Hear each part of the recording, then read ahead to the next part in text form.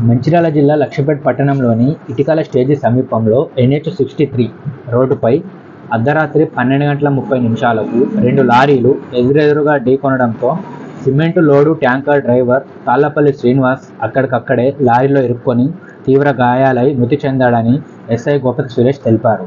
ఆయన తెలిపిన వివరాల ప్రకారం మృతుడు కాశీపేట మండలం పల్లంగూడ గ్రామానికి చెందినవాడని, తన లారీ దేవాపూర్లో లోడ్ చేసుకొని మహారాష్ట్రలోని నాందేడ్కు వెళ్తుండగా లక్షెట్ వైపు నుండి మంచిర్యాల వైపు వెళ్తున్న సంతూర్ సబ్బుల లోడుతో వెళ్తున్న లారీ ఎదురెదురుగా ఢీకొనడంతో జరిగిందన్నారు.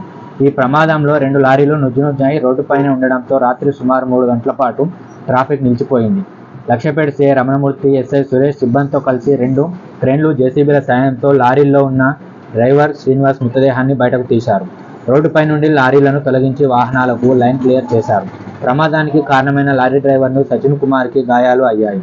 మృతుడు శ్రీనివాస్ భార్య తాళ్లపల్లి విజయ ఫిర్యాదు మేరకు కేసు నమోదు చేసుకుని దర్యాప్తు చేస్తున్నట్లు ఎస్ఐ తెలిపారు.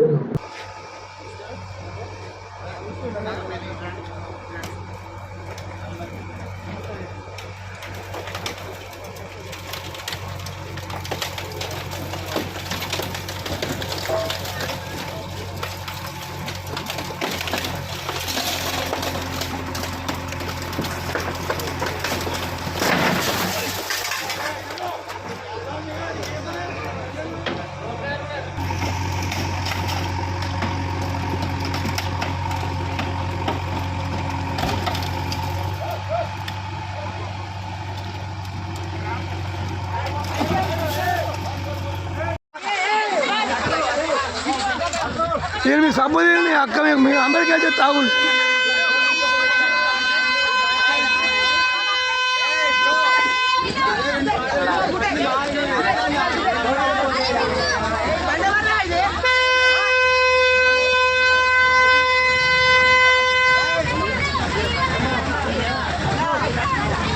విడది